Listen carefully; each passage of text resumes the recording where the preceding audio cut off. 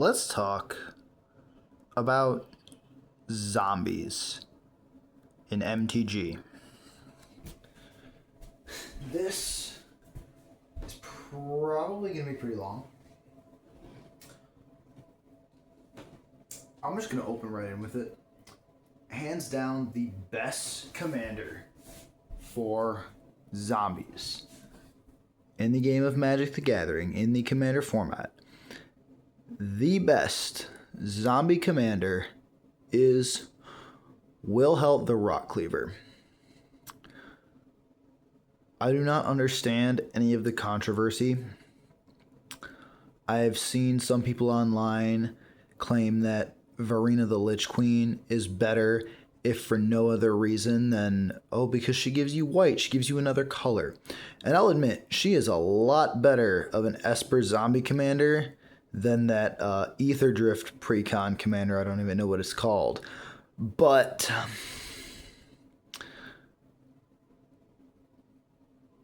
as another YouTuber I like to watch would say, can she get it? No.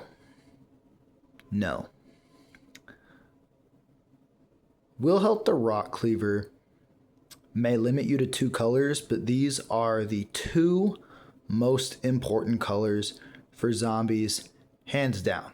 There are zombie decks that do without blue, like Jund zombies are a thing, especially with the Fallout, or no, not Fallout,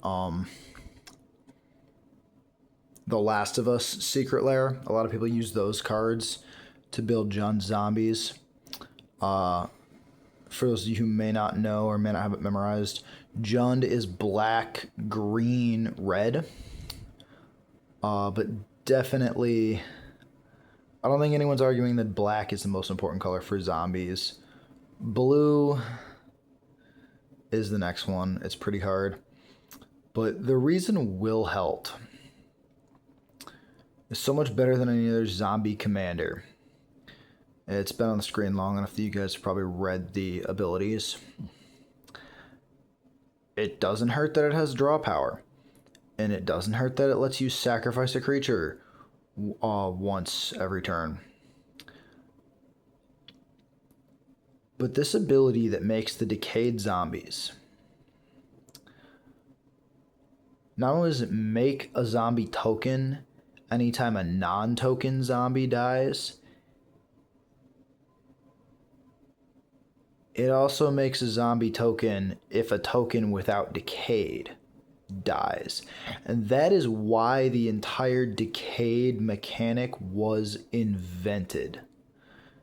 To give zombies this repeatable support. And when I say Wilhelt the Rock Cleaver is the best zombie commander, I don't mean, we're debating he's better, we're going to fill the deck with zombie lords. Screw zombie lords. We're not winning through combat. If we play everything right, we should never have to attack with this deck. And some of you are probably like, what do you mean? I'm playing zombies and I'm not even going to attack. I mean, I am talking basically CEDH. And there's my cat messing with the board. Okay. Anyway, I'm going to get right into it.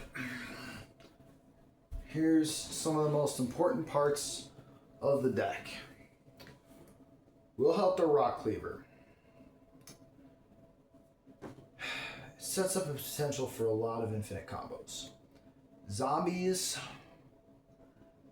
The fun part about zombies is that you're not playing these 2-card infinite combos. You're playing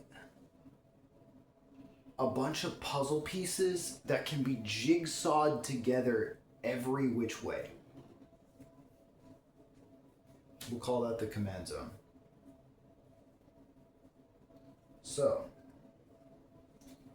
the first group of cards I'm going to show you here is Graveyard Access.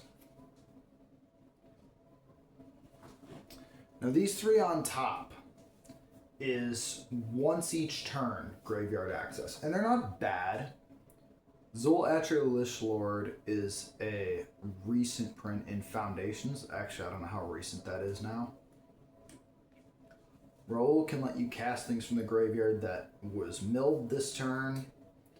And Gisa and Geralf are a nice zombie commander in and of themselves. Once each turn, you can cast a zombie spell from your graveyard. And these are for...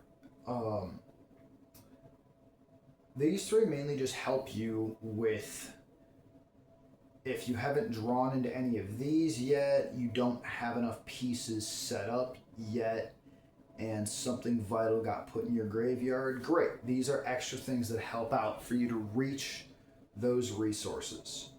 The important ones, the ones that are less finite and help you set up these infinite combos, are going to be these. Gravecrawler doesn't give you access to anything else from your graveyard, but you can cast it from your graveyard indefinitely as long as you have the mana to do so. And the thing only costs 1 mana to cast. I don't think I need to explain much more unless you're new to Magic the Gathering and clicked on this video because you are interested in playing zombies as one of your first decks. Anyone who tries to build a zombie deck without Gravecrawler is either going really light, really casual, or just doesn't know the zombies or doesn't know Gravecrawler. You can keep sacrificing it and keep casting it because as long as you control another zombie, you can cast it from your graveyard.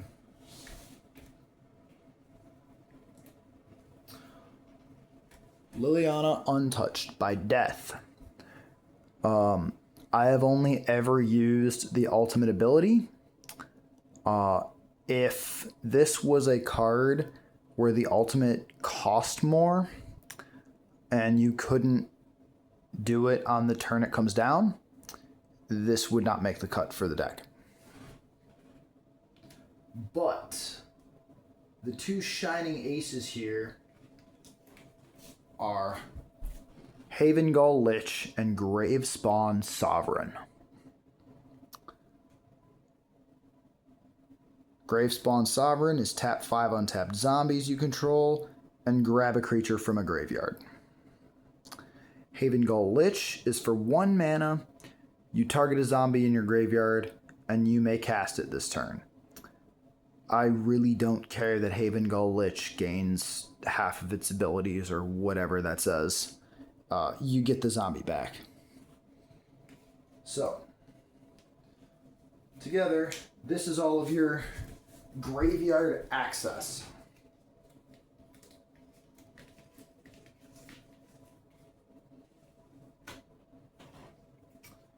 Next, we have some very important pieces.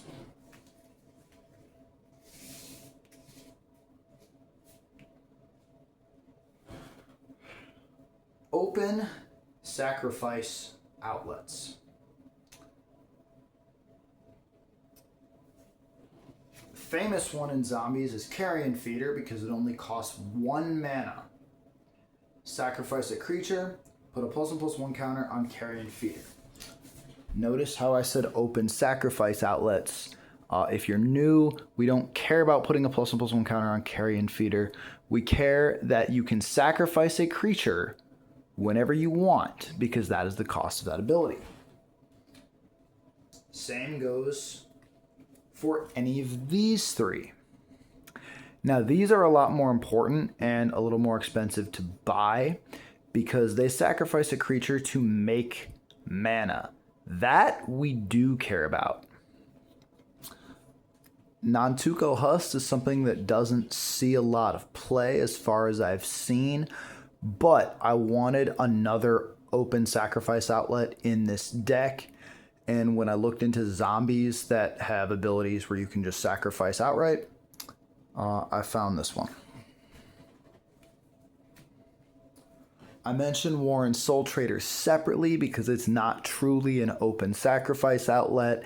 It kind of is, but you have to pay 1 life to do it, meaning you have to make sure you don't kill yourself when you're trying to go infinite.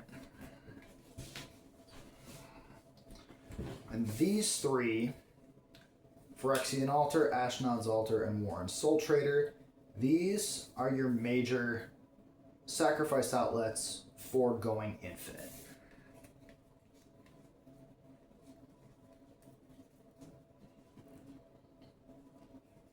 Now, this next group of cards I have here, Draw Power. Draw Power and other card advantage, I guess, would be more accurate. Now, the commander itself does have Draw Power, which is not even the reason why he's such a good zombie commander, but it definitely doesn't hurt. These are the most important ones right here, because these give you card draw as a death trigger. Whenever a zombie dies, you draw a card and lose a life. Whenever a non-token creature dies, you draw a card and lose a life. Whenever a zombie dies, you look at the top card of your library. If it's a zombie, you may put it in your hand. If you did not put the card into your hand, whether it's a zombie or not, you may put it into your graveyard, and that's a may effect, so if you don't want to, you can just leave it on top of your library.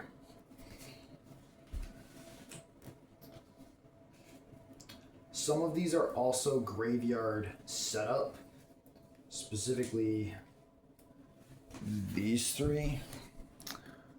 Forgotten Creation lets you pitch your hand to draw the same amount of cards. Tomebound Lich, draw a card, discard a card when it enters or attacks. Usually I just do that once off of entering. And then this does a very similar thing where you look at the top two cards, one in your hand, one in the graveyard. So, card advantage, graveyard setup, digging through your deck.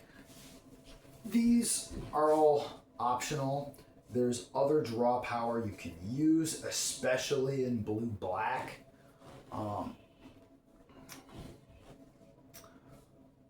But the Death Trigger draw powers right here. Death Trigger card advantage, I very, very strongly recommend, especially in zombies. I also definitely recommend this one because tapping 3 untapped zombies on your opponent's end step is not that hard, and this thing only costs 1 mana.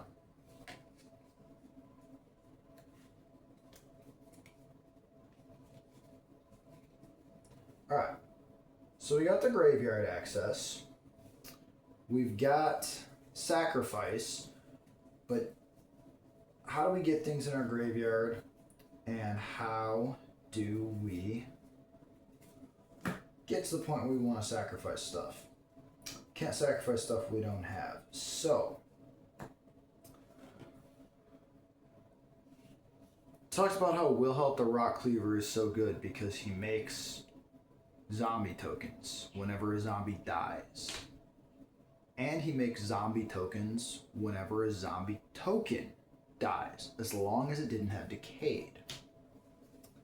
Enter more things that make zombies.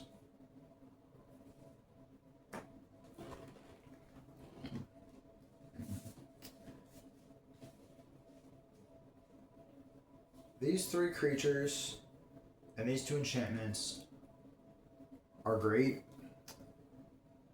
because the more you stack death triggers, the easier it becomes to make your combos infinite by sacrificing zombies and making more zombies than you sacrificed.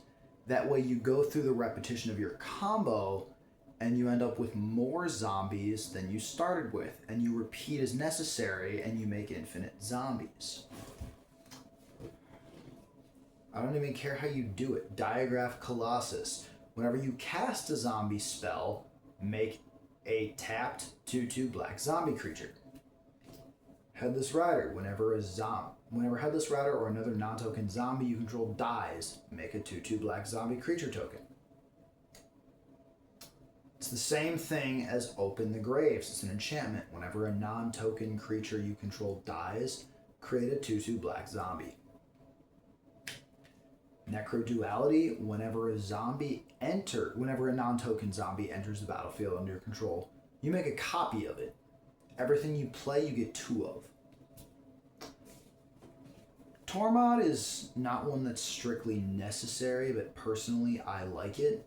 Whenever one or more cards leave your graveyard, create a tapped 2/2 black zombie creature token.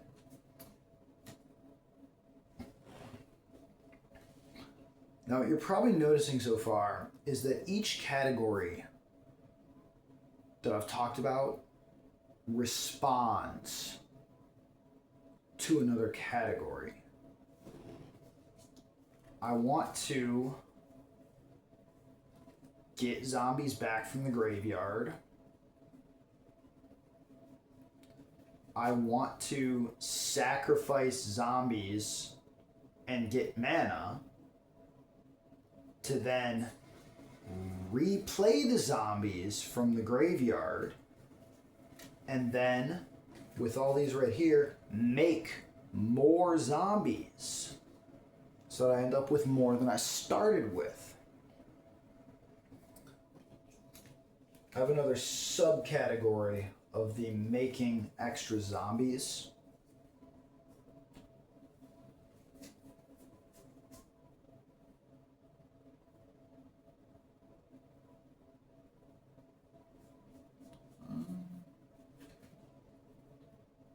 There's these right here, and these right here.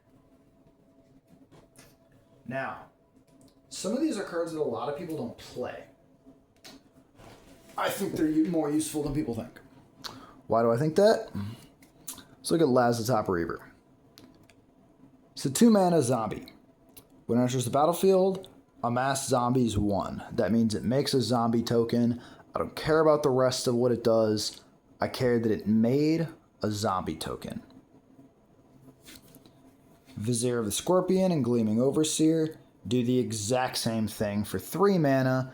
They're a zombie body where you amass zombies 1. Okay, so for that mana cost, instead of getting 1 zombie, you get a zombie and a zombie token.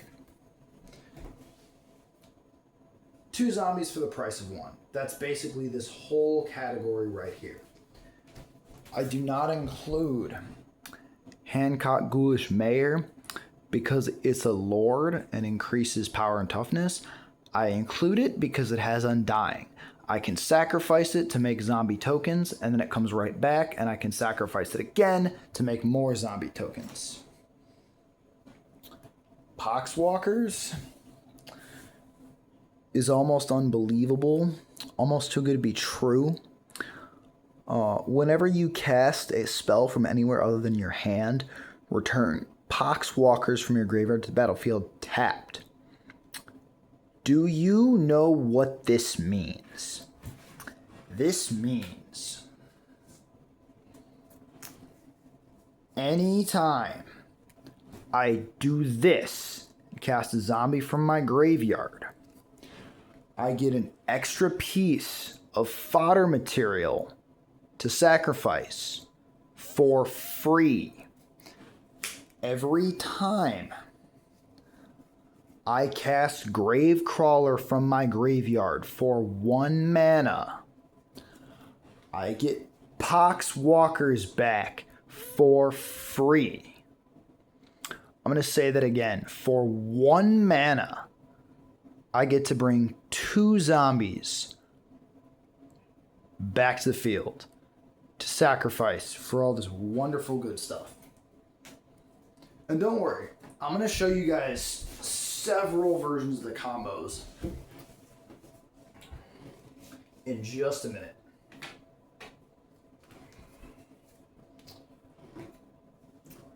Now, we talked about making infinite zombies. We talked about getting zombies back from the graveyard. We talked about getting benefits from sacrificing our zombies. But how does that kill our opponents? I did say we're not going to be attacking. So the last piece of our infinite combos is The payoff. Let's break this down into different groups. So, death trigger payoff. Just outright pay for payoff. And then these, you tap zombies to get the payoff. So, the gold standard are these right here. Especially Plague Belcher and Vengeful Dead.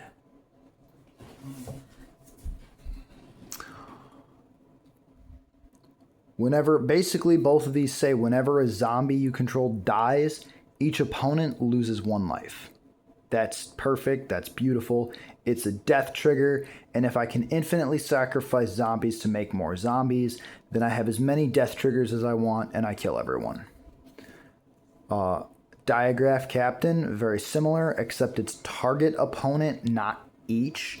So if you're just short of infinite, it is harder to kill your opponents because you have to target each one rather than every repetition of the cycle, pinging everybody for 1. But here's your death trigger payoff. Feral Ghoul is also death trigger payoff. It does not drain life though. What it does instead is whenever another creature you control dies, put a +1/+1 counter on Feral Ghoul. And then when Feral Ghoul dies, each opponent gets a number of rad counters equal to its power. If you've never seen the Fallout decks, what rad counters do is they force your opponents to mill cards at the beginning of their turn. And then for each non-land card they mill, they lose a life and they lose a rad counter. So if you go infinite, you just buff this to over 100 +1/+1 counters, and then you mill everyone out. Or they go to 0 life before they even finish milling out.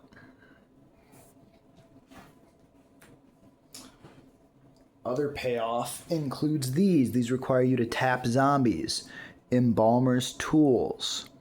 Tap an untapped zombie, target player mills a card. Okay, if you have infinite zombies, you just tap them all and mill your opponents out. Same thing with Siege Zombie. If you have infinite zombies, you just tap them all and your opponents lose all their life. These are cards that should need no introduction. Gem Palm Polluter is, if I have enough zombies on the board, I just cycle it and I pick an opponent that dies. Grey Merchant of Asphodel. This one's less to do with zombies and just more to do with black. But if you play this deck right, you are hardly ever going to have a problem with not having enough black pips on the board. Not to mention, if this is part of an infinite combo piece, you only get to cycle your infinite combo 2 or 3 times. Because the game ends before you can cycle it again. Lich Lord of Unks, not only can you make zombie tokens with it if you're not ending the game yet, but you pay the 4 mana and you mill your opponent and they lose life based on the number of zombie tokens you control. It's basically Gem Palm Polluter on a creature that actually stays on the board. But let's see. Ultimately, I'm talking too much. So let's start putting some of this together. Shall we? I have a couple of honorable mentions. Drivnod Carnage Dominus. Now this is not a zombie, but it doubles the effects of our death triggers. If a creature dying causes a triggered ability of a permanent I control to trigger, it triggers an additional time. Let's talk about that. First of all, our commander has a death trigger. So if we just have Wilhelt and Drivnod, every time a zombie dies, I make 2 decayed zombies instead of 1. That is the epitome of everything that I want to do in this deck. But other death triggers also include... Let's start with the payoff. You're talking about doubling all these. you're talking about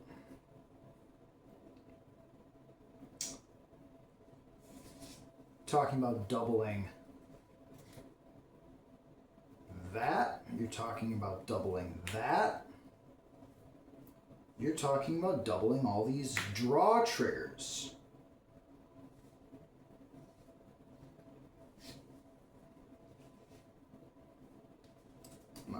I meant to keep this a little more neat. Things are starting to get messy, but that's okay. That's okay. Yep, we're good. Okay. Okay.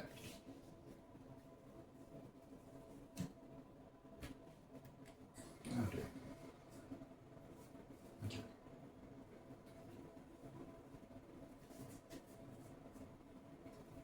Another honorable mention I have is Poppet Stitcher.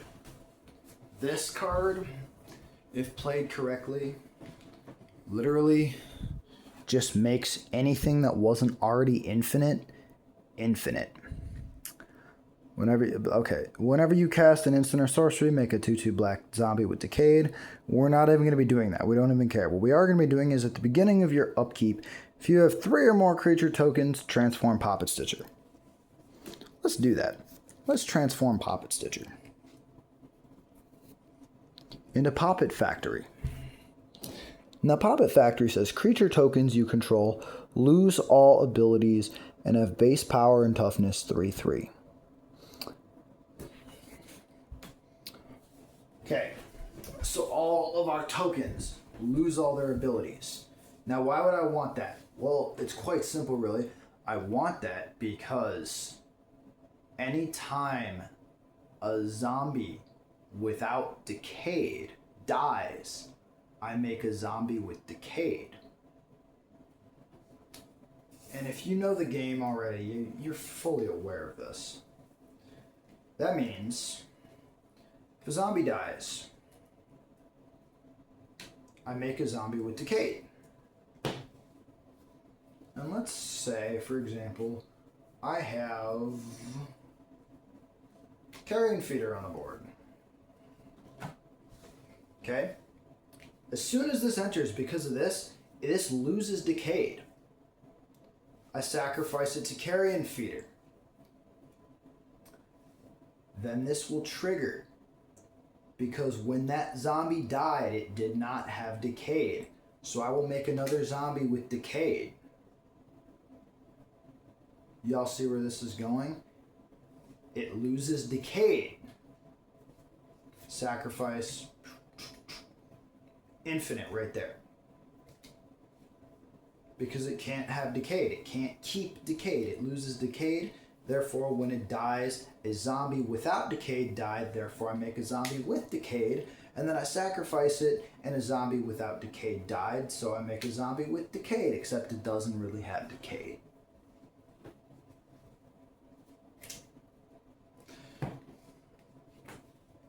Poppet Stitcher is like a 1-card infinite combo in this. It's not really a 1-card because you do need the sacrifice outlet, but my point remains, it is good. Alright, so let's get into some of these combos.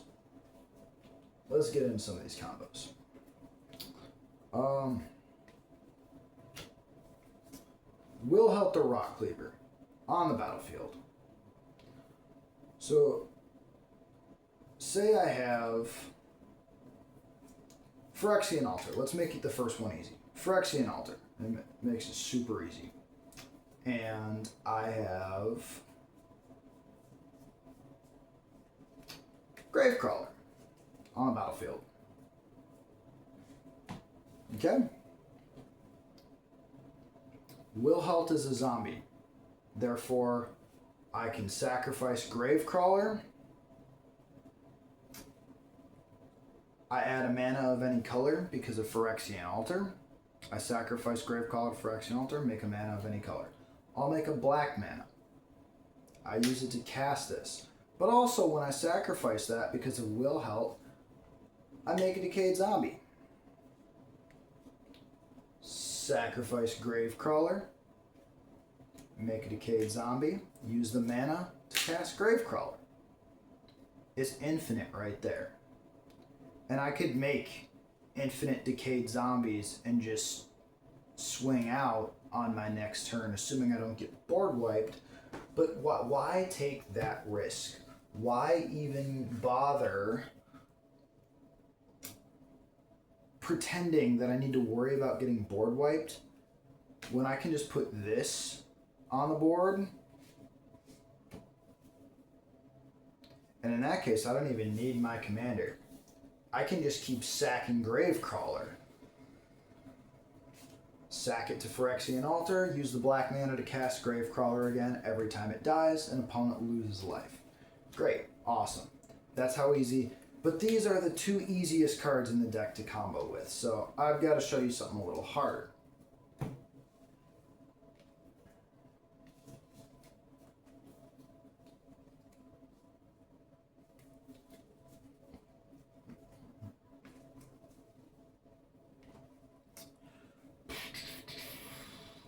Let's use Havengull Lich as an example. Havengull Lich. So, if I have Lazatop Reaver and maybe Poxwalkers in my graveyard. See there, they're in the graveyard. Now I can pay the 1 mana to target one of these to bring it back.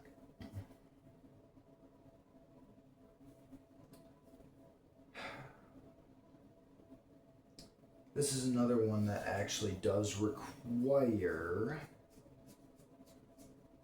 either this,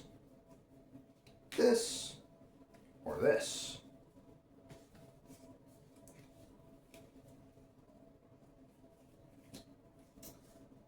If I had the land, if I had the mana to cast Lazatop Reaver, it also makes this token when it comes in.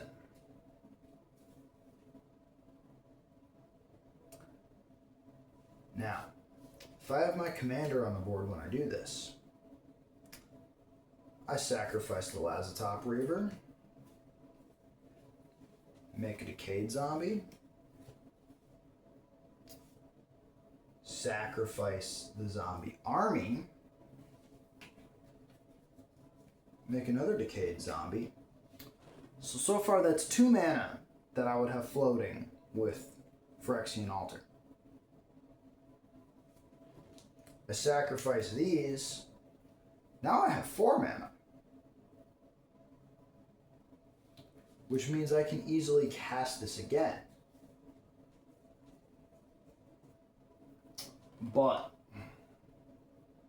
and see, this is why this is good. This is why this amass is good. Because if I didn't have that, and if I just were casting any other zombie from my graveyard, Poxwalkers, for example. Take Poxwalkers. Pay the 1 mana, and then pay 3 mana to cast this. I cast it. For 4 mana, I sacrifice it for 1 mana. I make a Decayed Zombie, and then I sacrifice the Decayed Zombie.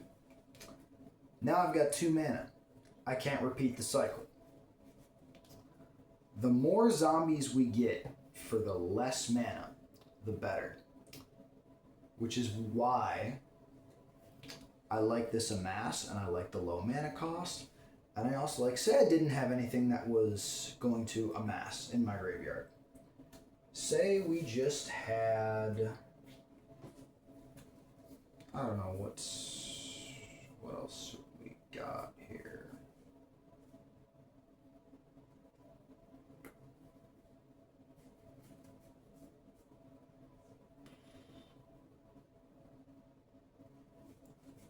Say I just had like Zulasher in my graveyard. Say I just had this. This is all that was in my graveyard. So I could pay 2 mana. It would cost 3 mana actually, because to pay 1 to target it and then 2 to cast it. sacrifice it for 1 mana, make the decayed zombie, sacrifice the decayed zombie for another mana. Now I only have 2 mana and can't target it and cast it.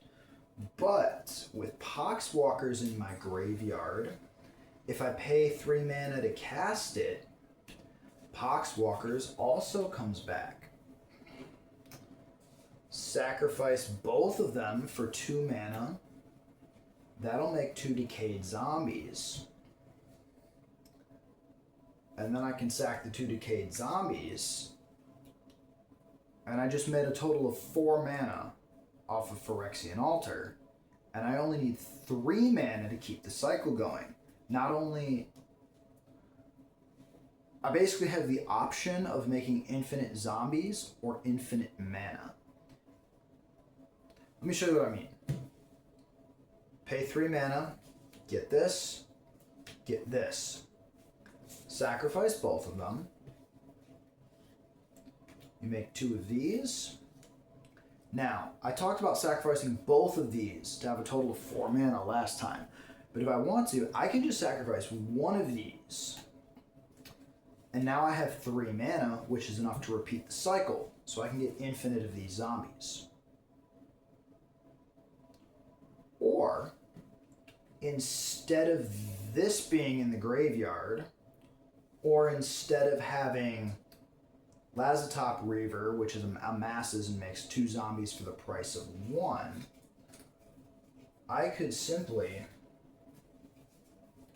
have either this. Isn't there one more?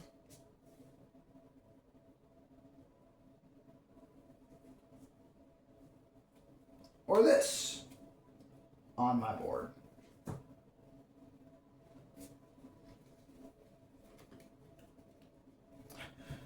Because if I have any of these making zombies in addition, that's 2 zombies for the price of 1, that's 3 zombies for the price of 1, that's more zombies than you can count for the price of 1.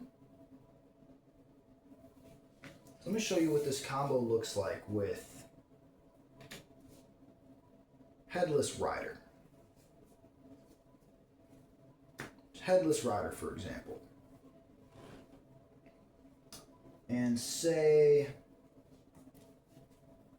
the only card in my graveyard is Gleaming Overseer. Alright? So assuming from land I have the 3 mana to cast Gleaming Overseer.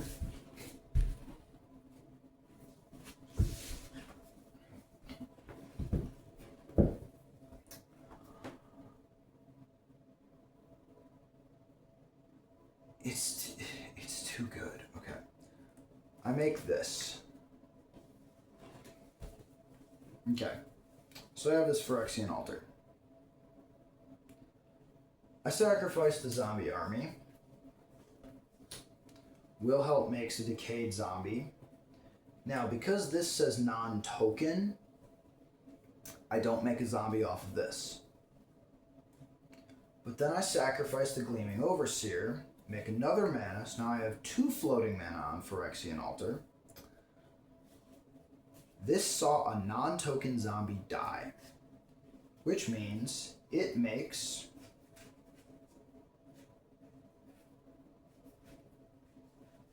where's the cool looking one? There we go.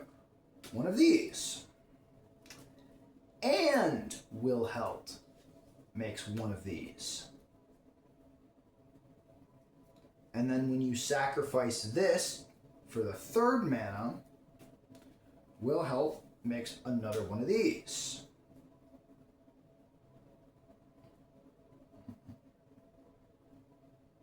And then I have 3 mana here. So I can keep all of these over here and then just repeat this cycle as necessary. Sacrifice.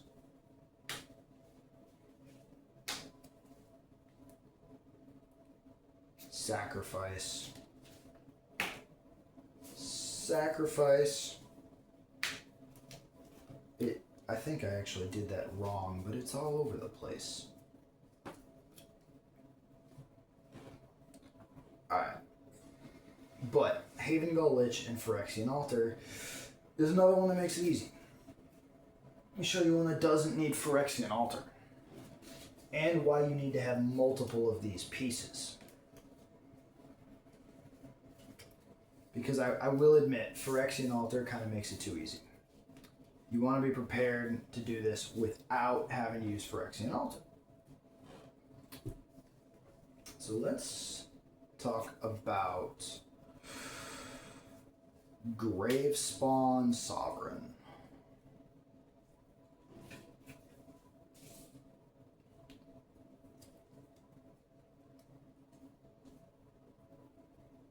Gravespawn Sovereign. It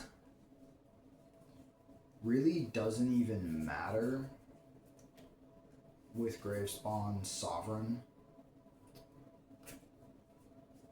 what zombies are in your graveyard, as long as it's more than 0.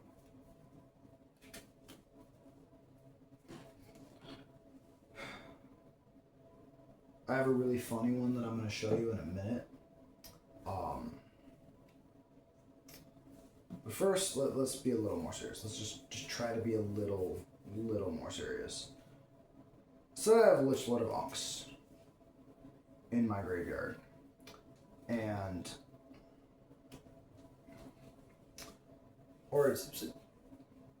say it's in my hand. I do need some kind of sacrifice outlet for this to work. You always need to have one of your sacrifice outlets, which is why there are so many in the deck. That's why I included Nantuko Husk, because I found that I didn't draw my Carrion Feeder often enough. But you could have either one of these on the board, you just need it to be able to sacrifice things.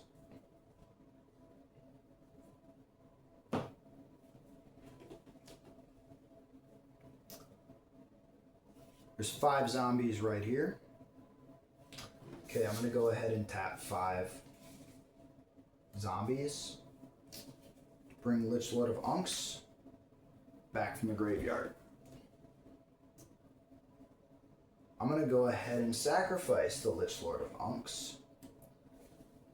And that's going to trigger Wilhelt and Headless Rider. So we're going to make a zombie and a decayed zombie.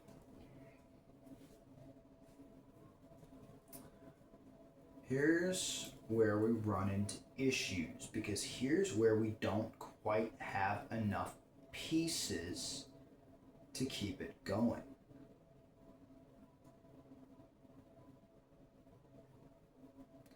I could sacrifice this for a decayed zombie, but that doesn't help me right now. However, if instead of Lich Lord of Unks, I have Gleaming Overseer in my graveyard, and I tapped 5 for Gleaming Overseer, well, now this is a different story, because I also get to make this token. And then I sacrifice it, and I get to make both of these tokens. But I'm still short, aren't I? Because I need to have 5 untapped zombies to do this again. And there's a number of ways we can do that. If I have... Just bear with me while I search this. If I have Open the Graves on the battlefield, I get to do this twice because it's the same ability. I get to make another one of this zombie. Gets me closer. But what helps me even more is a card like, well, any of these.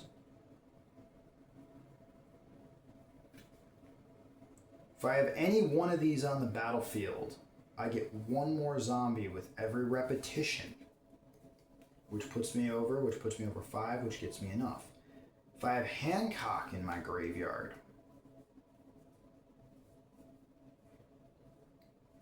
because Hancock has Undying.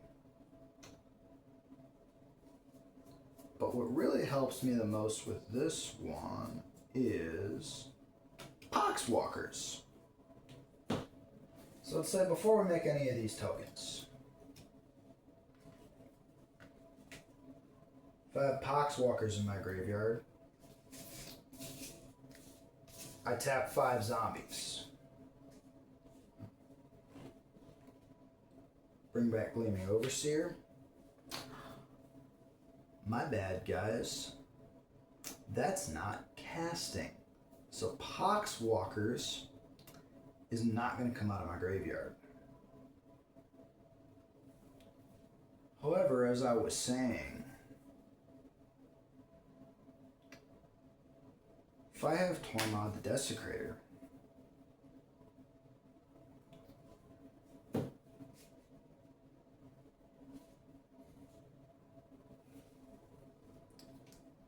something just left my graveyard. Therefore, I make this tapped zombie token.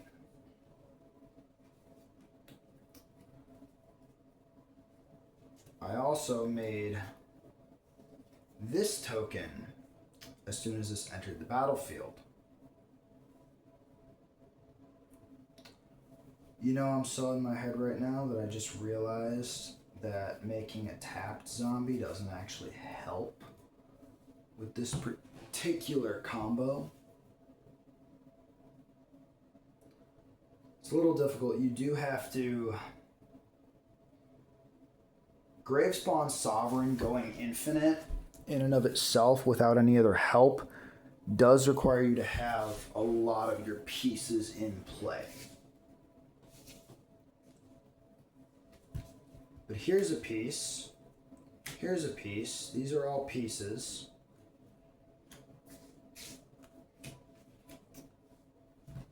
Say, okay. I'm going to say screw it to a lot of this. And I'm going to show you what really, hands down, will make this infinite. Drivnod Carnage Dominus. This makes a zombie, this makes a zombie, this makes a zombie. Awesome. Tap 5 untapped zombies. Gleaming Overseer.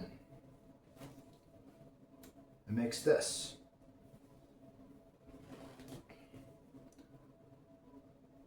I sacrifice the Gleaming Overseer. This will make a decayed zombie. Drivnod will make it make 2 decayed zombies. This will make a zombie. Except, oh wait, it'll make 2 zombies. This will make a zombie. Except, oh wait, it'll make 2 zombies. There you go. There is 6 untapped zombies. And we haven't even sacrificed our zombie army token yet. So we didn't even need that to be Gleaming Overseer. That could have been anything. Any zombie in our graveyard could do this. And you know what I think is really funny about this combo is that if I don't have any of my payoff, if I don't have feral ghouls or to mill people out or anything to drain life or any of this stuff, and here's another one of my honorable mention cards, Overcharged Amalgam.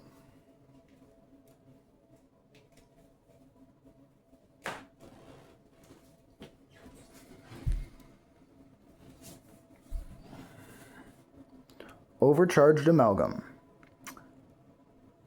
Flash, flying, exploit. When it exploits the creature, counter target spell, activated ability, or triggered ability.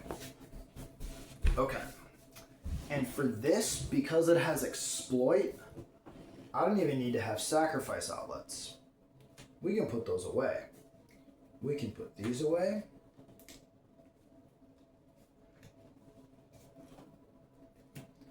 if this is in my graveyard,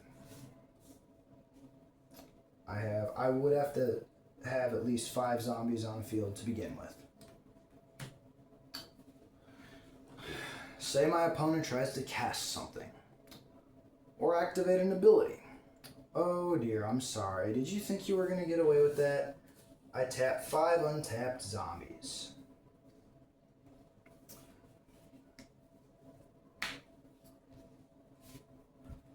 To bring Overcharged Amalgam back from the graveyard. Exploit. When it enters the battlefield, I may sacrifice a creature. I will exploit itself. Because a zombie I control died. This will make 2 zombies, this will make 2 zombies, and this will make 2 zombies.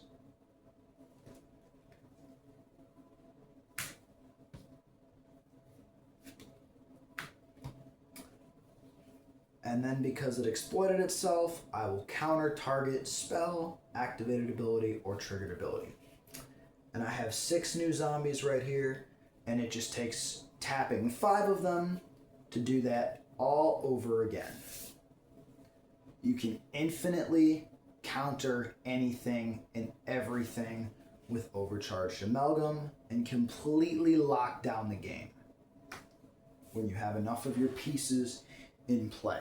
Now, I don't even necessarily need Drivnod Carnage Dominus.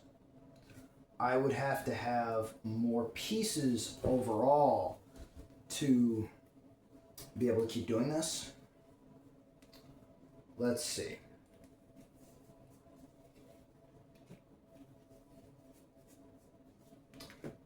We would ultimately need to have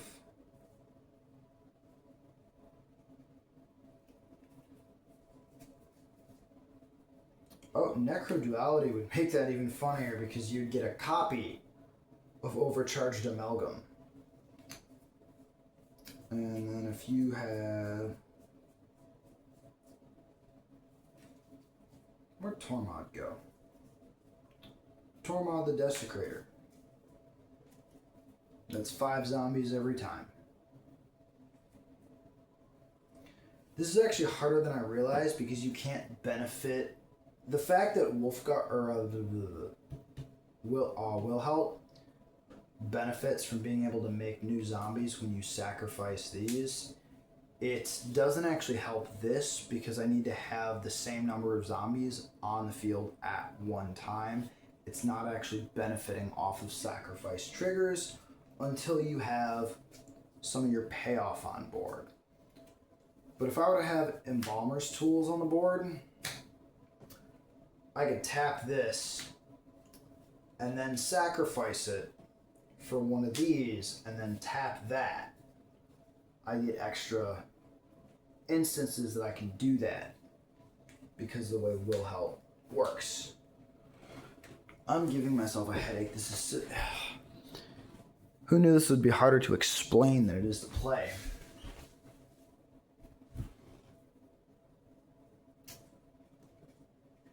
Some more honorable mentions that I have.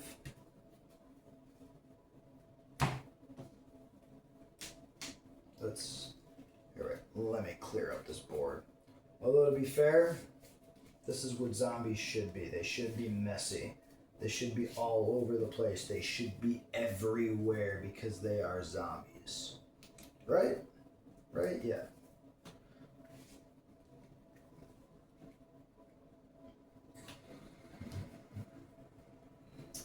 A couple more honorable mentions.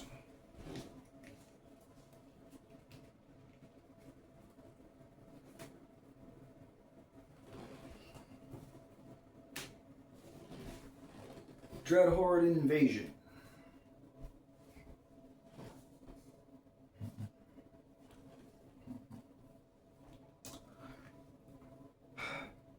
This is just a good low mana. It gives you 1 zombie every turn.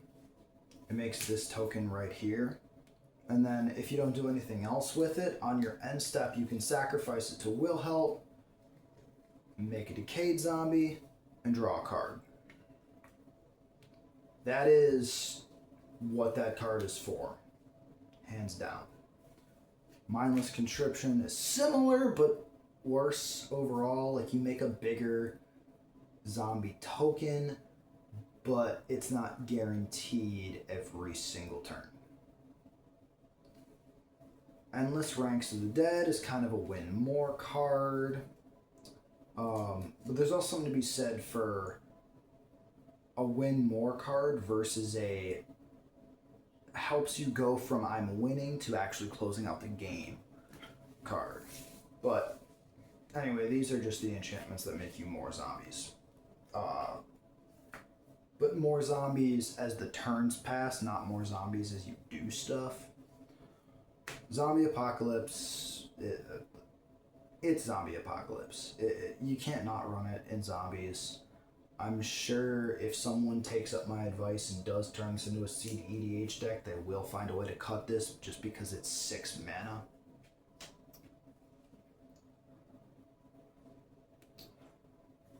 Empty the Laboratory. I showed you how you could easily make like 10 zombies at once, right? 10 plus zombie tokens. Today, I played a game. Oh, you guys can't see that because it's not focused.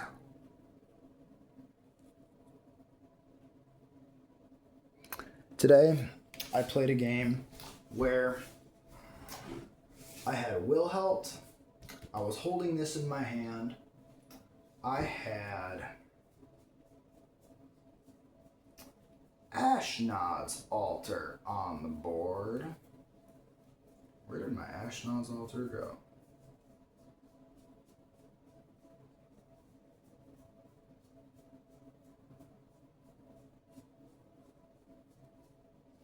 Did I just lose my... Oh, I know where it is. Ashnod's Altar. So, I didn't have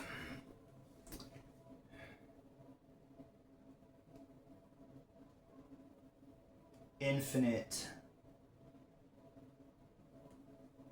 colored mana. I just had infinite colorless.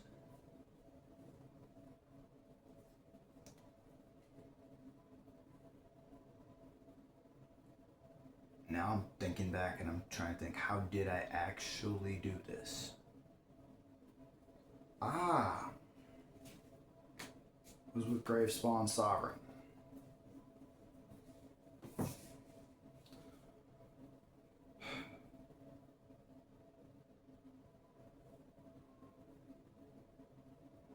And Reaver Cleaver, no, Lazatop Reaver.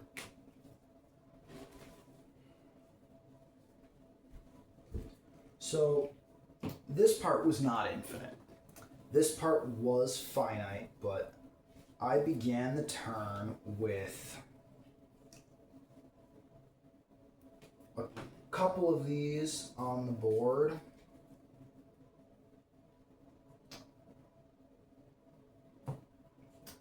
And one or two other zombie creatures on the board. But ultimately, you sacrifice Lazatop Reaver to Ashnod's Altar.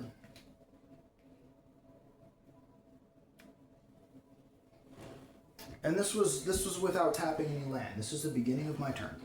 Sacrifice Lazatop Reaver to Ashnod's Altar. That means I make another one of these. Okay? So I have 2 mana here. Now I'm going to tap 1, 2, 3, 4, 5 to play Lazatop Reaver again. That's going to also have me play this. I'm going to go ahead, I'm going to sacrifice this. It's going to make another one of these. I'm going to sacrifice this. It's going to make another one of these. And now we're up to 6 colorless mana floating. To be entirely honest with you, I know I only have 3 untapped zombies right now, But I also started with 2 more zombies at the beginning of my turn. But even if I didn't, I've got 6 of these zombies. So then when I play Empty the Laboratory, I get 6 random zombies off the top of my deck. Now that is not look at the top 6 cards and you may put any number of zombies. That is reveal cards until you reveal 6 zombies. I had 11 of this token, and I mean you need the 2 blue, but I haven't tapped any of my lands this turn, and I already have 6 mana on Ashnod's Altar. With a couple more zombies at the beginning of my turn, it was not hard to get this up to 11 and this up to 14. And for just 2 blue, tap 2 islands, I dug through my deck for all the zombies. If I didn't have infinite before, I definitely had infinite then.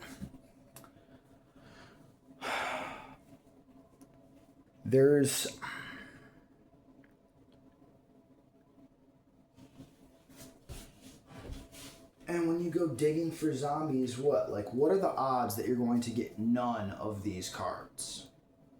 I don't even have them all here. Where'd the other payoff cards go? I don't know, but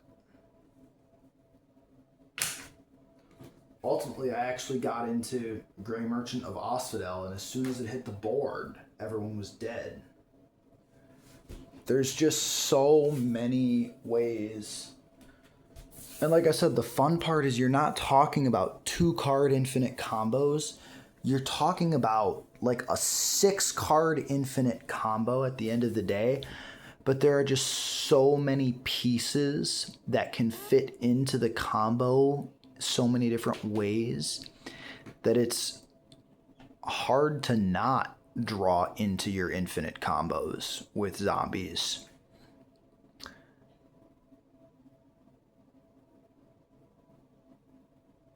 I feel like I have more to say on this, but it's tough. You know, I didn't even include Lazatop Reaver in the deck until I completely by accident... Oh. I know what I'm missing, but I'll get there in a second. I didn't even include Lazatop Reaver in the deck until... What did that combo look like? I had Headless Rider on the board. I had... It was either Gleaming Overseer or Vizier of the Scorpion. And it was Haven Gull Lich.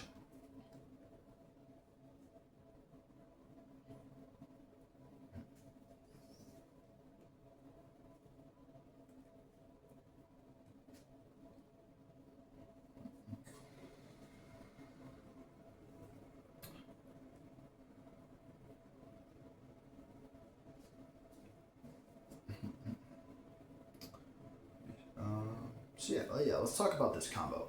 Let's talk about this combo.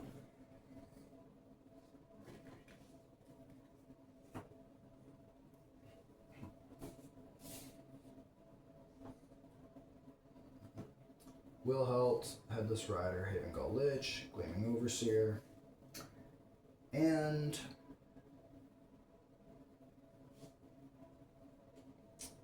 this was one of the combos that did need Phyrexian Altar or Warren Soul Trader, but you have to be careful you don't kill yourself before going infinite.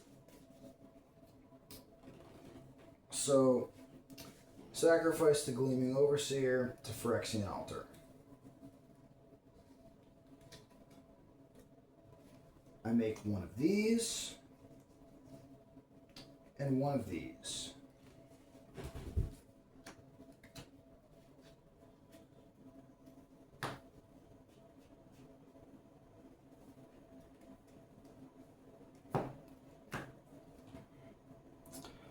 Now I've got 1 mana on this because I sacrificed the Gleaming Overseer. I go ahead and sacrifice this to make this. Now we have 2 mana. Sacrifice both these. Now we have 4 mana. I can pay 1 mana to target this, and then the other 3 mana to cast it. When I cast it, I make this. Then I can sacrifice it to make 1 of these and 1 of these, and I can sacrifice this. So now we're at 2 mana here, which will make this. Now I'll sacrifice this. Now we're at 3 mana to make this. Do you guys see what Wilhelt's mechanic is doing for this? Because now I can sacrifice all these, and it's 6 mana now. And it only takes 4 to repeat the cycle, meaning I could leave 2 of these here. Or, even better, show you guys this version. Starting with the 4 mana, you cast this. It puts this on your board. Now, I would not have as many sack triggers and therefore not as much mana if Wilhelt couldn't make more tokens off of zombies that were already tokens. I sacrifice the token that gets made to make a decayed token. 1 mana. Sacrifice Gleaming Overseer.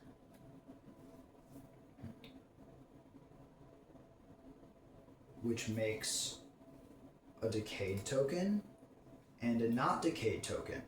And we're at 2 mana right now. If I sacrifice both of these, we're now at 4 mana. And I still have 1 non-decayed zombie left. And with that 4 mana, I can repeat the cycle and leave this here. Repeat the cycle. There's these. Sacrifice this for a mana to make this. Sacrifice this for a mana to make 1 of each. Sacrifice these. Now we're at 4 mana again, and I can repeat the cycle. It's +1 non-decayed zombie every cycle, and after you've made infinite zombies, all you need to do is have something in your hand like... Where'd they go?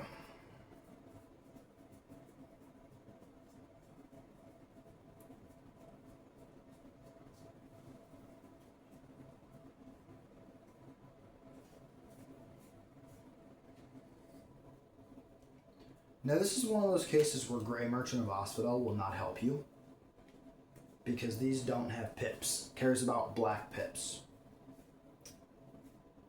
But you just need something in your hand like Gem Palm Polluter or Lich Lord of Unks, because you have infinite mana just as much as you have infinite zombies. You play these,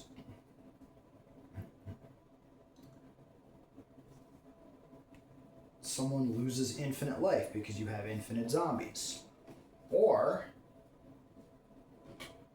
we'll call those overrated and just say, play one of the more traditional win cons, like Vengeful Dead, and sack your infinite zombies. Your opponent loses infinite life.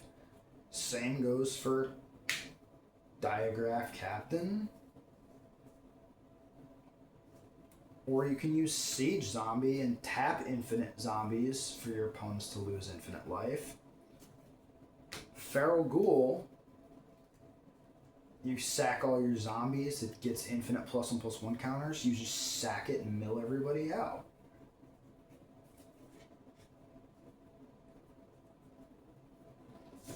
Like, in a sense, I almost wish I was kidding when I said there are almost infinite ways for these infinite combos to get put together.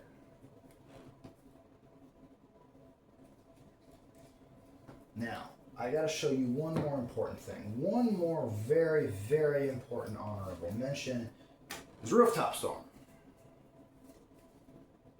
It is not only an honorable mention, it is very specifically a key to another infinite combo.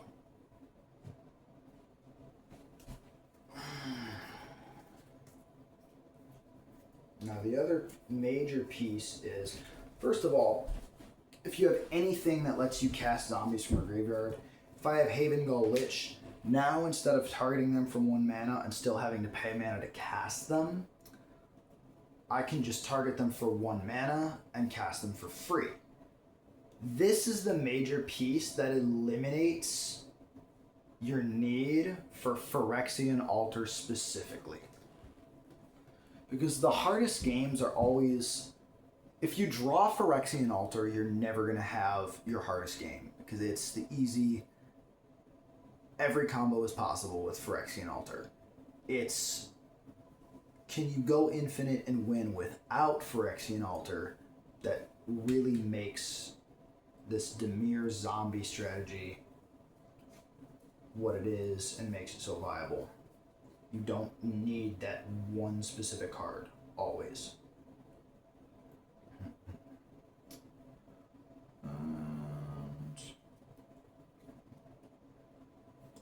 Especially with a combination of these and then Ashnod's Altar, you have infinite colorless mana. You don't need colored mana if you can cast things for free and you just need to pay to target it. But the point is,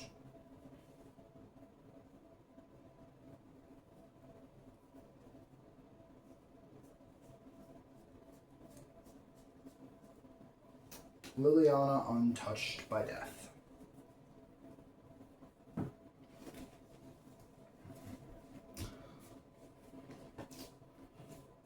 Alright, tell me you guys see why this goes infinite.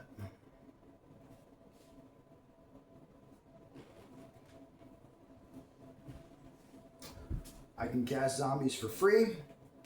I can cast zombies from my graveyard.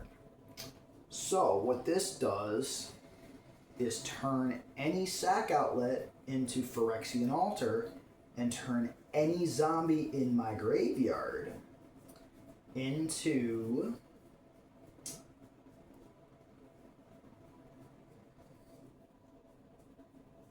where'd it go?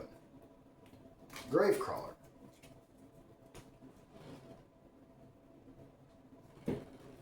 Gravecrawler is a zombie I can cast from my graveyard. I don't need to have specifically Gravecrawler if I can cast zombies from my graveyard anyway. I don't need my sack outlets to make mana if my stuff is free. So say I just have, I don't know, what's a stupid zombie here? Oh, it could even be one of the payoff ones. Yeah, I'll show you that way.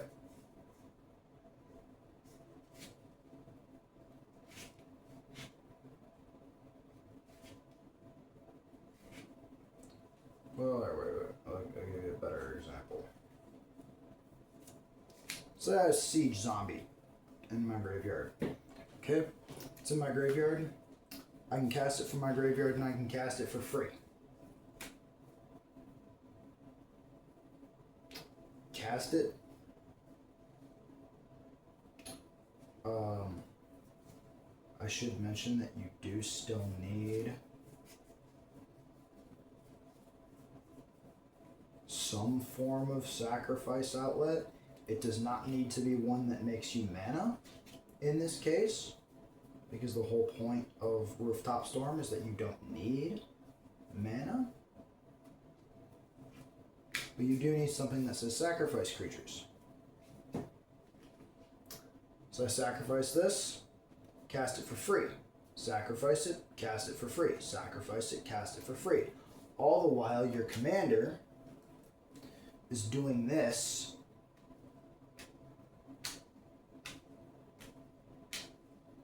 every time you sacrifice it. And so if you have Lich Lord of Unks or Gem Palm Polluter, you kill someone that way by making infinite zombies. Or if you have one of the payoff zombies, like Feral Ghoul, Diagraph Captain, Vengeful Dead, or Plague Belcher. At this point, you don't even need Wilhelt on the battlefield. This is one of the few combos that Wilhelt is not actually an integral part of. But I don't know, what do you guys think? I think I have made my case. I think, regardless of whether or not Wilhelt is involved in all of the combos, he is involved in enough of them and makes a lot of things possible using the decayed mechanic instead of looking to see whether the creature dying is a token.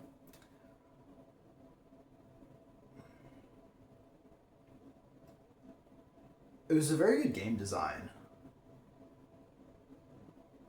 Because the reason that you can't have just make a zombie token whenever a zombie dies, even if it's token, is that would just be infinite right then and there. You sacrifice a zombie, make a zombie token, sacrifice the token, and now that is what Poppet Stitcher allows you to do. Well, Poppet Factory allows you to do. Okay, alright. But let's break everything back down. Here's the commander, here's Wilhelt.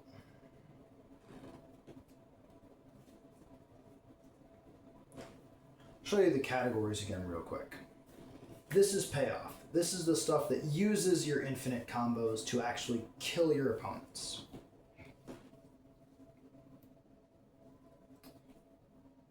This is graveyard access. This is sacrifice outlets. Here we go with more payoff, more payoff, more payoff, sacrifice outlet.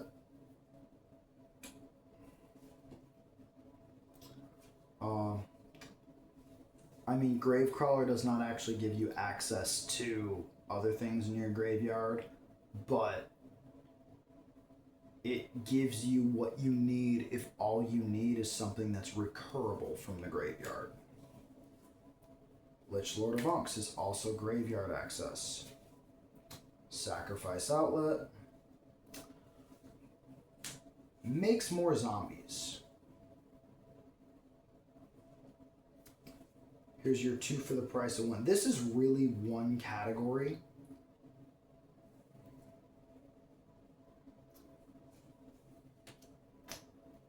Payoff. Payoff. Graveyard access. 2 for the price of 1. Payoff. Makes more zombies. Now what I like about Tormod is it's a little different. It's not ETB and it's not Death Trigger. It's just whenever one or more cards leaves your graveyard. So, you know, if Phyrexian Altar and Gravecrawler. Now, with that combo, Wilhelt is just going to already be making you infinite zombies. But if you need to get more zombies for Gravespawn Sovereign to be able to tap 5, you know, this makes zombies that are tapped, but all you have to do is sacrifice them, and then Wilhelt will make untapped decayed zombies, increasing your number of untapped zombies to tap for Gravespawn Sovereign. Open the Graves is another one for making more zombies. Necroduality is another one. You know, Necroduality could literally just say, make a 2/2 zombie, and I would be fine with it, and I would still play it. The fact that it makes a copy of your zombies is beyond anything that zombie players ever hoped for prior to Innistrad, Midnight Hunt, and Crimson Vow. I almost want to call this payoff, because you can lock down the game and just wait until you have what you need to win if you combo this correctly. This is so stupid.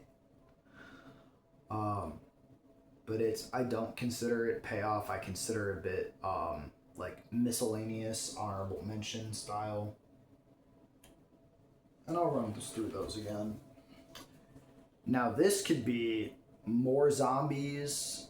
I consider it miscellaneous honorable mention because it does more.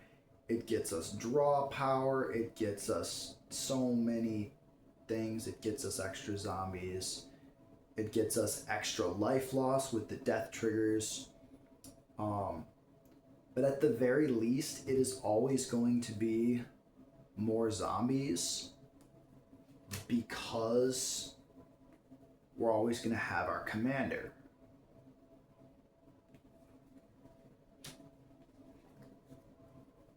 So really, let's go. I'm going to put that here. I'm going to put that in more zombies. I think that's the most accurate place for it. Here's another 2 for the price of 1, because this comes back anytime we cast a zombie from our graveyard, which is going to be pretty often. Sacrifice Outlet makes more zombies. 2 for the price of 1. 2 for the price of 1.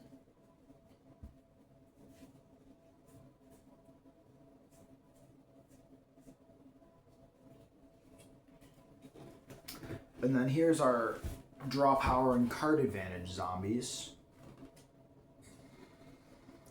And here's those draw death triggers that Drivnod helps us with. And here's your other draw power and zombies. You know, I just love Tomebound Lich. The artwork is so cool.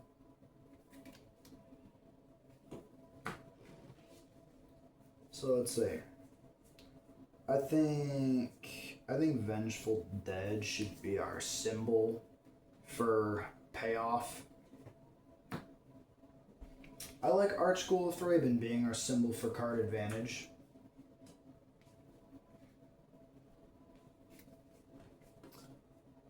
I'm going to make Carrion Feeder our symbol for sacrifice outlets. I'm just being a nerd now.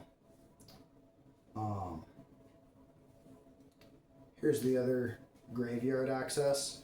None of these can go infinite because they're all pretty much only once each turn, unless you have something. Ooh, actually,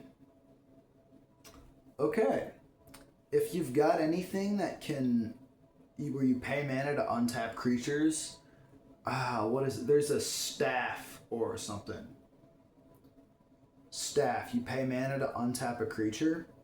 You could keep paying to untap this, and with Ashnod's Altar or Phyrexian Altar or Warren Soul Trader, this could go infinite. I just don't have the combo in this deck to go infinite with Zul Asher.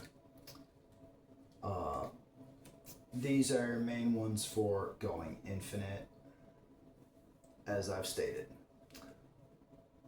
Ultimately, I could make any of these the symbol for the graveyard access category, but I think at the end of the day, Haven Gull Lich is the best one. If for no other reason than that Rooftop Storm does not actually help Gravespawn Sovereign. because you're not casting anything. It doesn't matter that things are free, you still have to tap 5 zombies.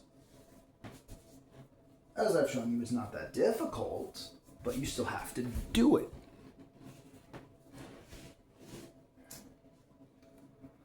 Symbol for making more zombies.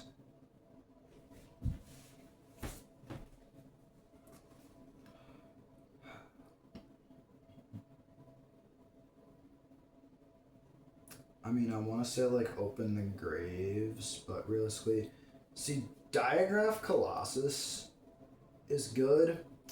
Now the issue is it does come in tapped, but it's whenever you cast a zombie, you make another zombie. But because it's a death trigger, because this thing is only 3 mana, and because it comes in untapped, and because it even does it for itself whenever Headless Rider or another non-token zombie dies. Make a 2/2 black zombie creature token. That's going to be the face of it, because that's my favorite one. It is, I mean, Diagraph Colossus is the only one of these that is as cheap, mana-wise anyway. And I'd rather have the death trigger than the cast trigger at the end of the day. Getting things back from the graveyard, you might be casting or you might be putting them. But either way, when you sacrifice it, it still dies. So Headless Rider is just slightly more foolproof than Diagraph Colossus. And then this 2 for the price of 1. Now, what I'm saying about this really being the same category as these making extra zombies is they work towards the same, they fit the same empty space in the puzzle of your infinite combos, because when you don't have enough zombies to sacrifice for more mana or sacrifice to make more zombies to make it a net positive instead of a net negative, you could have one of these and a zombie that isn't 2 for the price of 1,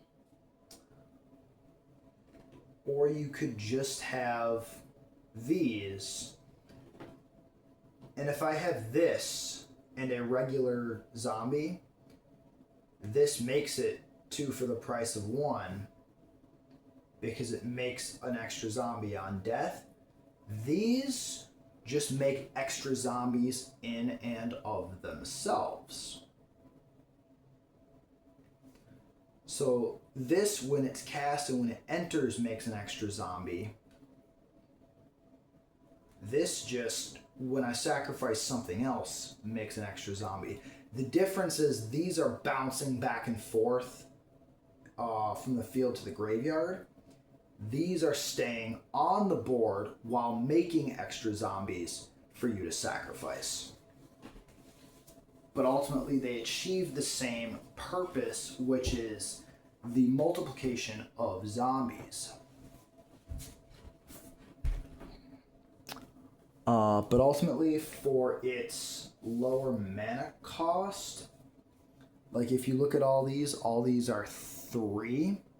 And like I said, I discovered how good the Amass was with Gleaming Overseer, because I didn't realize, like, this Amass made the difference between it being net 0 and me making infinite zombies. This Amass gave me 2 more triggers. It made the Amass token, which I could sacrifice, but then because of Wilhelt, sacrificing that made me another token that I could sacrifice. Instead of this just being this, it's also this, and then it's also this. 2 extra sacrifices, where this is 3 sacrifices in and of itself. Actually, I think it's 4. We sacrifice this. Yep, because then we sacrifice this. See, then it's 4. And then these 2 more. This 1 card with this on the board made me a total of 6 sacrifices.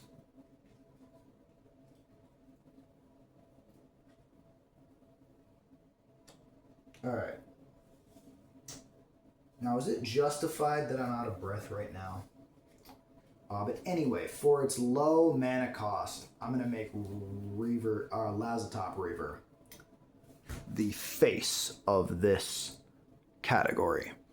I never included this card in this deck until I accidentally discovered the combo with this and realized how good that Amass 1 actually is.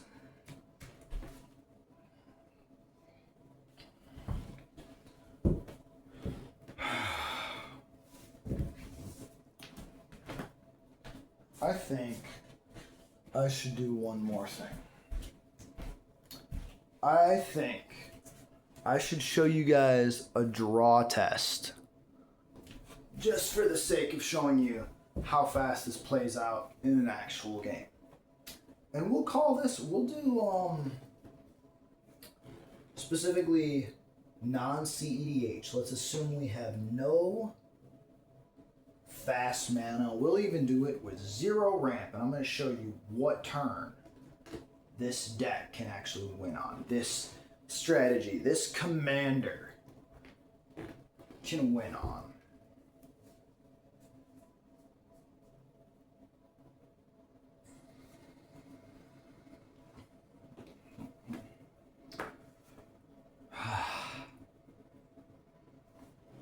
But yeah, the pieces are generally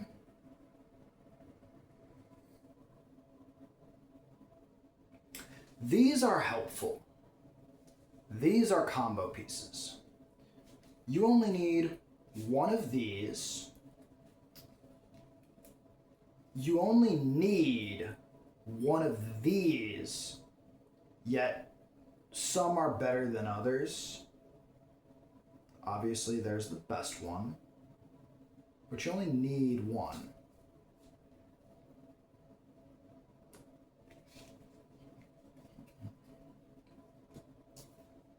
This is card advantage.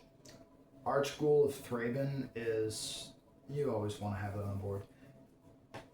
And you only need 1 of these if you're going infinite, but the more the merrier. So I should specify, okay. These 2 only kill 1 per, well, that's not true. This only kills 1 person. Depending on the amount of mana you have, this may only kill 1 person.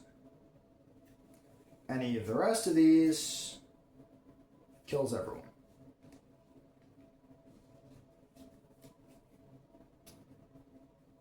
So that's the point of the different puzzle pieces, is you only need, there's like 11 of these, and you only need 1. There's 4 of these with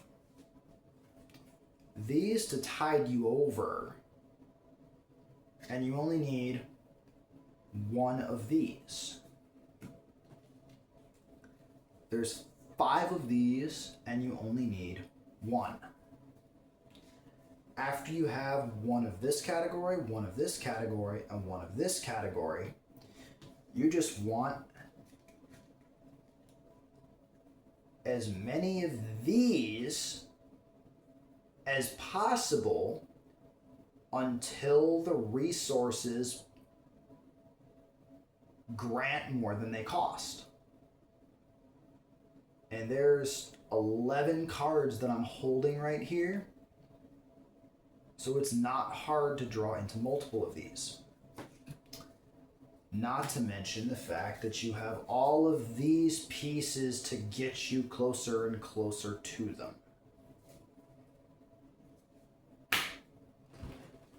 It really is a well-oiled machine. I just pissed off my roommates by playing this deck today. And they were, even from my board state, like the whole game looked like it was just getting started.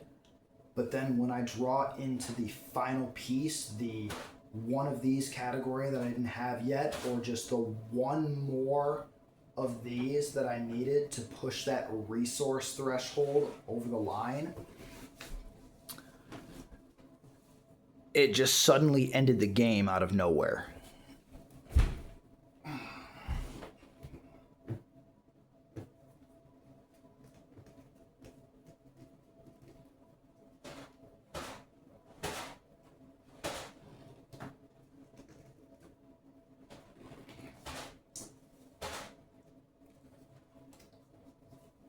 Well, let's talk about this. Let's really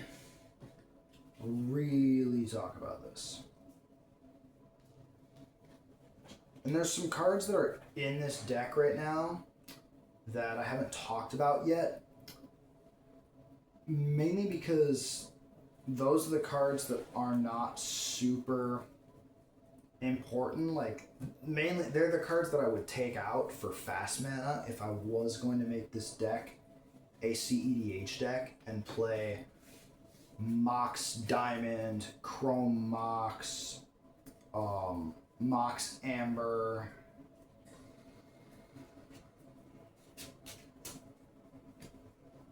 or Lion's Eye Diamond. Lion's Eye Diamond would actually be really good for this deck.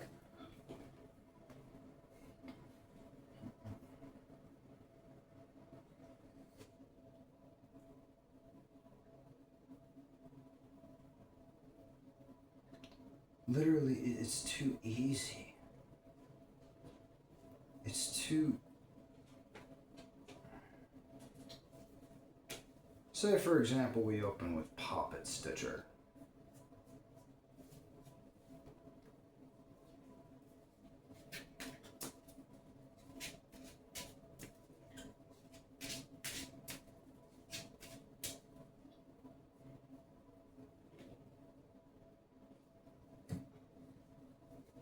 If I open with Poppet Stitcher and Carrion Feeder,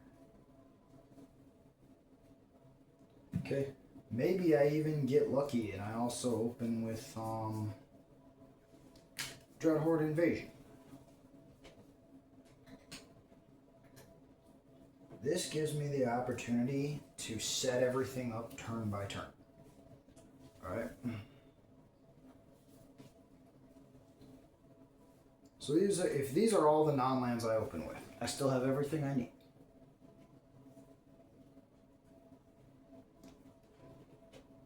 First turn, Command Tower.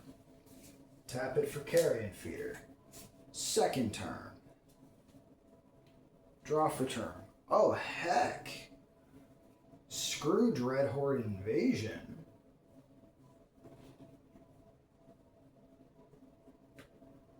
Play an island. We'll tap 2 for Lazatop Reaver. Make the zombie army.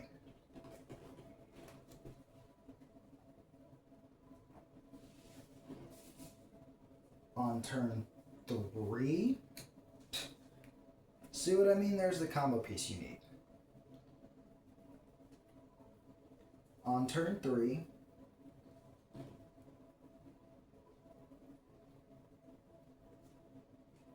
I'm going to play a swamp.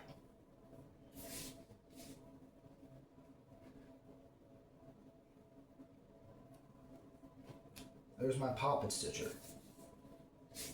On turn 4, when I play another swamp, I would have drawn a card for turn. And play Wilhelt the Rock Cleaver.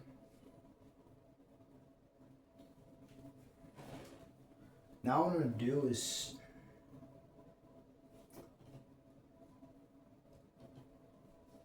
I want this to see 3 zombie tokens on my board.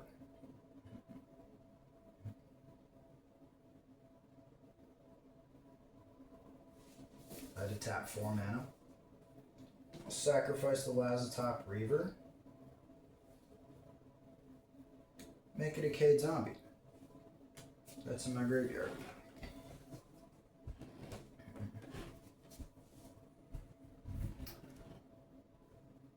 Now what I can do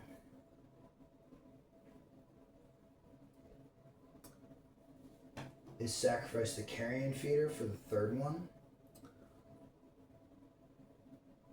I don't want to do that though, because then I don't have a sacrifice outlet. Except that my next card is Ashnod's Altar, which means it wouldn't have mattered. I could have sacrificed that. Now I've got 3 zombie tokens. This will transform. And then we're talking about on turn 5. And I don't even need a land on turn 5. This transforms because I have 3 or more zombie tokens.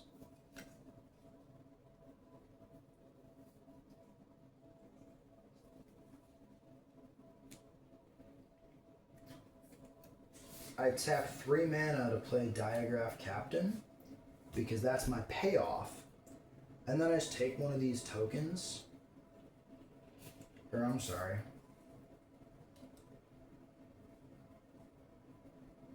Because I sacrificed Carrion Feeder, I actually do have to play Ashnod's Altar first, and I actually will need a land this turn for colored mana. But you know, I sacrificed this to get colorless mana. I tap this and one other land that after I play my land for turn for Diagraph Captain. Now I can just infinitely sacrifice, and this will kill everyone. And if I wanted to play it safe, if I wanted to keep Carrion Feeder around, the difference would have just been that this would have been on turn 6 instead of turn 5. And again, I reiterate, that is with 0 ramp.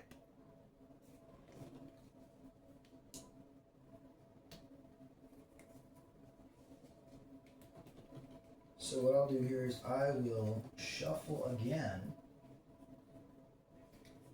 Because I showed you that. I wanted to show you specifically with Poppet Stitcher.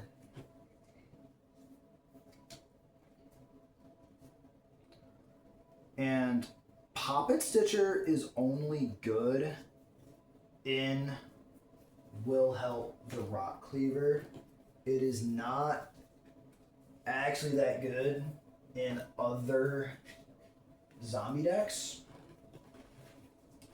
because they don't care as much about the decayed.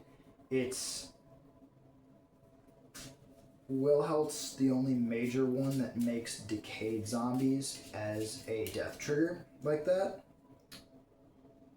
So it doesn't do anything for other zombies. Now, if you draw both Wilhelt and Poppet Stitcher, then great. But in a deck where you're not using Wilhelt as a commander, there's no guarantee that you draw them in tandem. So it becomes a 2-card infinite combo once you have enough zombies on the board. But you'd have to tutor for it, whereas when you play Wilhelt in the command zone, you don't have to tutor for both of them individually.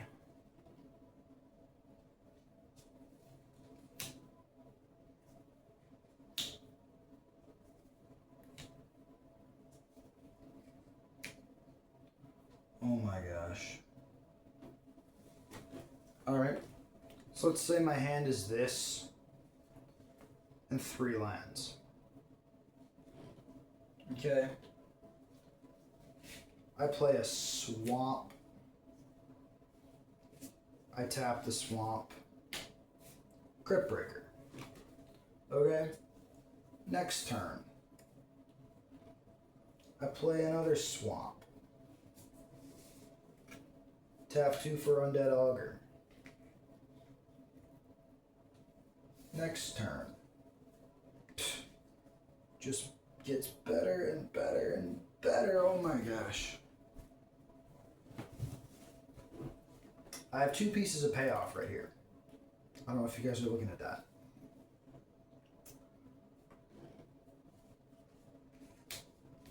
Tap 3 for Diagraph Colossus on turn 4. Oh my gosh, we have Poxwalkers. On turn 4, we of course play Wilhelt the Rock Cleaver. And really, if you're playing this deck with 0 ramp, with no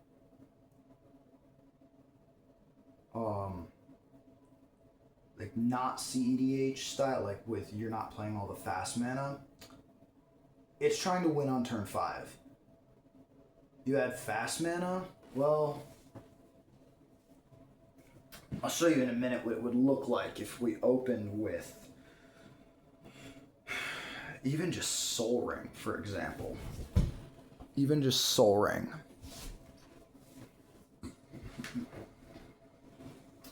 But this was turn 4.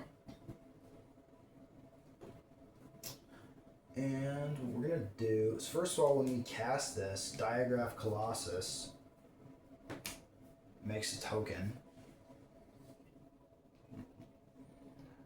We pick one of these,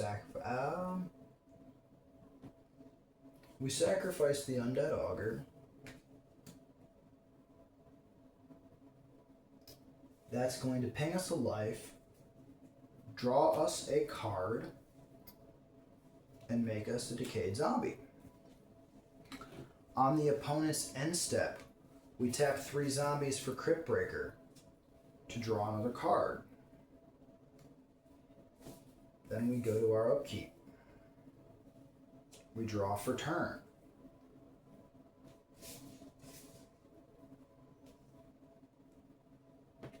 We play another land. And this is turn 5, so this is the turn that we want to be winning on, if we can. Now, right now, I don't know that we have all of the pieces in place. Oh, who am I kidding? We have everything we need. Who in the hell am I kidding? We have everything we need right here.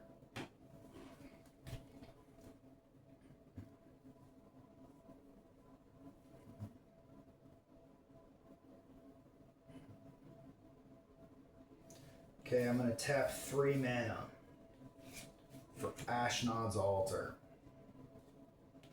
I'm going to sacrifice a Decayed Zombie for 2 mana. I'm going to tap for a black and spend the 2 mana for Warren Soul Trader. Now I can get colored mana if I have to. Oh, not to mention that Diagraph Colossus is also going to make another zombie when that happens.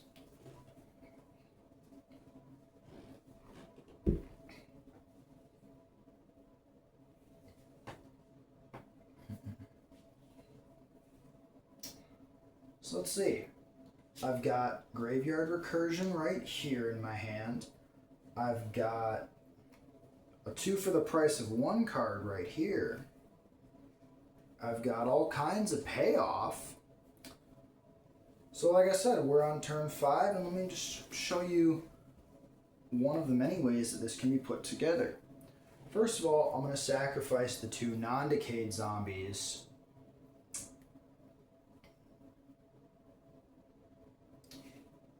to Ashnod's Altar for 4 colorless mana. I really should get dice for this, but so we have 4 colorless mana. And then a Wilhelt makes 2 of these. I hope you didn't forget that. And then literally at any point we want to, I could tap 3 of these to draw a card because I'm just going to sacrifice them anyways. So I have 4 colorless. I'm going to need colored. Well, I still have the command tower. Tap that. Pay 2 colorless and for Poxwalkers. I make another zombie with Diagraph Colossus. I haven't even pinged myself with Warren Soul Trader yet.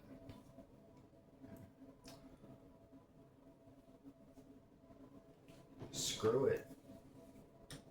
Tap these. Draw a card because, oh my gods. We drew Liliana Untouched by Death. Not that we're even going to play it.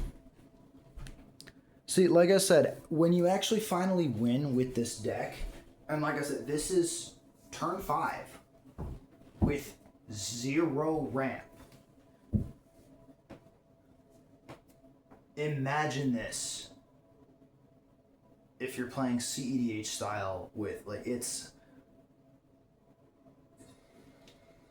Basically what I'm doing here is I'm resting my case that Wilhelt the Rock Cleaver can easily be a successful CEDH deck.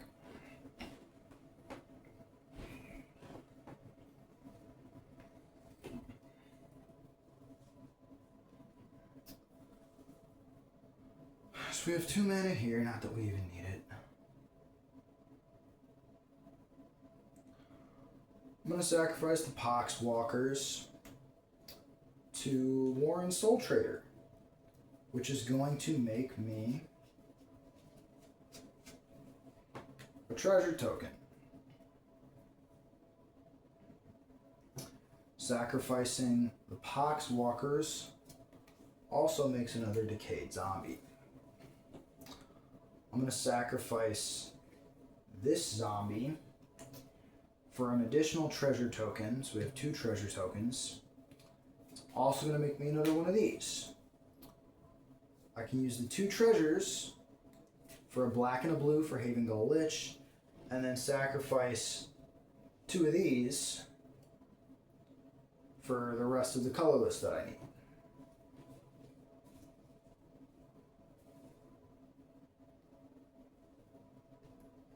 We sacrifice the treasures in that process.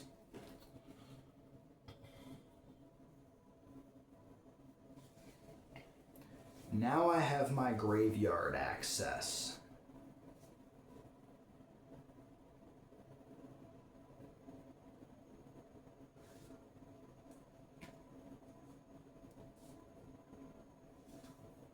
So let's get to work.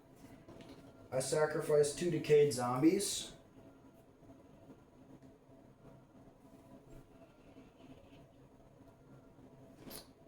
For 2 treasures, which I'm going to sacrifice to get 2 black. That brings back Undead Augur, which will bring back Poxwalkers. Casting that will also make me this off of Diagraph Colossus. So I did lose 2 life there. But we haven't lost that much life this turn. We've lost maybe 3 to 5 life this turn so far.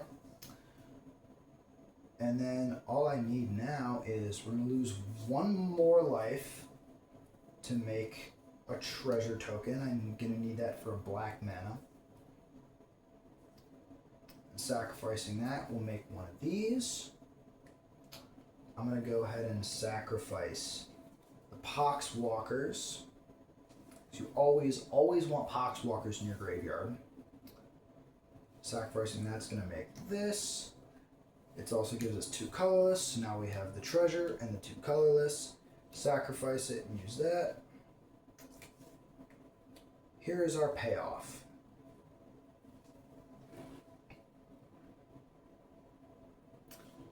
I'm going to sacrifice Undead Augur to Ashnod's Altar for 2 colorless.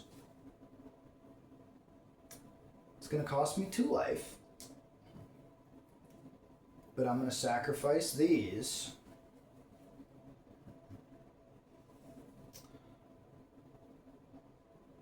For the 2 treasures that it will cost me to cast this again. Which is going to do that. And that.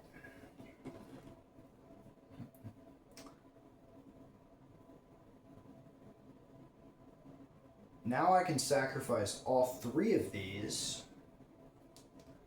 paying all my opponents for 3 life. To Ashnod's Altar, not this, because I don't want to lose too much life. I will lose a life off sacrificing this, though, because of the way it works. But you know what? Screw Undead Augur. Or sacrifice Crypt Breaker. That way we don't have to do that.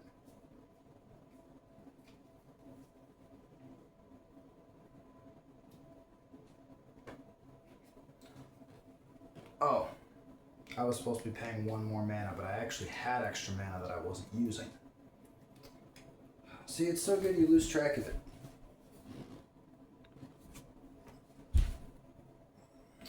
So we sacrificed 3 zombies, which means we're going to make 3 decayed zombies. It also means our opponents just got hit for 3 life. Now I'm going to sacrifice one of these so my opponents got hit for 4 life for the treasure that it will take me to cast Crypt Breaker, which will also bring back Poxwalkers, which will also make this.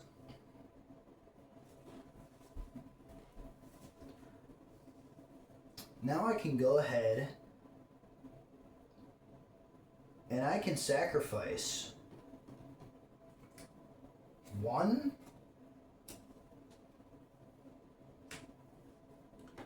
2, 3,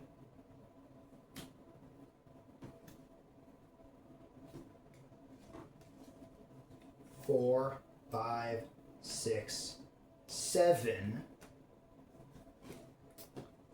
That is 7 life that our opponents just lost.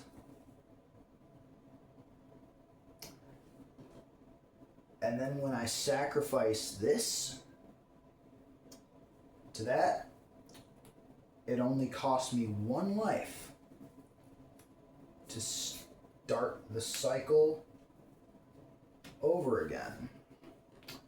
And our opponents will lose 1, 2, 3,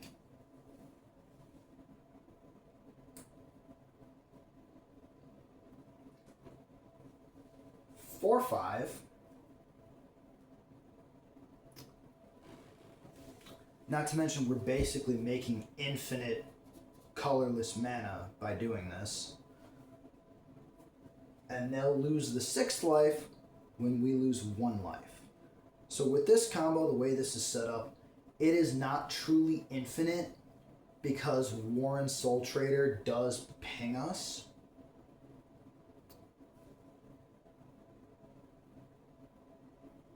But there are 2 cards that could make it truly infinite, and those are Phyrexian Altar and Rooftop Storm. But even though this is not truly infinite, we're docking our opponent 6 life every time we dock ourselves 1 life. That is still enough to win you the game. Obviously, if you're draining your opponent faster than you're draining yourself, you're going to win the game. But if your opponent had infinite life gain,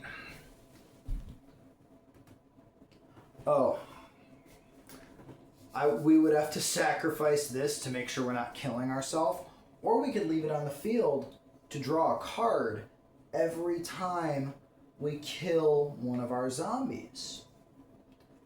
And at that point, as long as you're not dead, you could just keep drawing until you draw into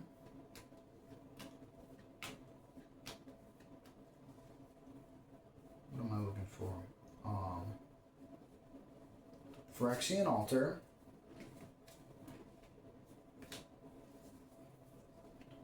or Rooftop Storm, because this can make you colored mana without docking you life. This eliminates your need for mana at all. And that would make it truly infinite. Well, I've demonstrated everything. I've gone over what non-combat oriented zombies can do. I've shown you the puzzle pieces. I've shown you the categories of puzzle pieces. I've shown you what each puzzle piece is responsible for. I've shown you how it fits together, and I've shown you how quickly and easily it fits together. So if anyone has any comments, or if anyone wants to build CEDH zombies, let me know in the comments what you think. But thank you all for watching. Wilhelt the Rock Cleaver is the best zombie commander. Wilhelt the Rock Cleaver is a CEDH commander. I just am basically playing budget CEDH with this deck. Thank you all for watching.